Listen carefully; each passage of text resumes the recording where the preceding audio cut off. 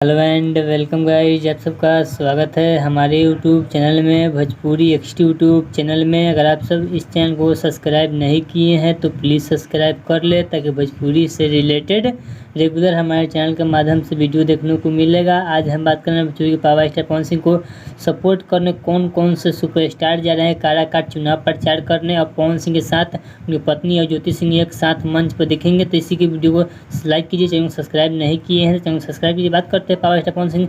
तो power star Pawan Singh support में काजल Raghwani, queen Shalini, Shivani Singh, आस्था सिंह, चंदन यादव, संजय वर्मा, अजायाज खान, बतासा चाचा, शिल्पी राज, शिवानी सिंह, अनुपमा यादव, ज्योति सिंह, काजल राघवानी, भोजपुरी के तमाम सुपरस्टार जा रहे हैं पावर स्टार पवन सिंह को सपोर्ट करने। वही बात करते हैं पवन सिंह सपोर्ट में ज्योति सिंह और काजल राघवानी आप सबको एक साथ एक मंच पे देखने को मिलेगी। वही बात करते हैं उपेंद्र कुशवाहा को सपोर्ट करने जा रहे हैं देश के प्रधानमंत्री नरेंद्र मोदी जा रहे हैं।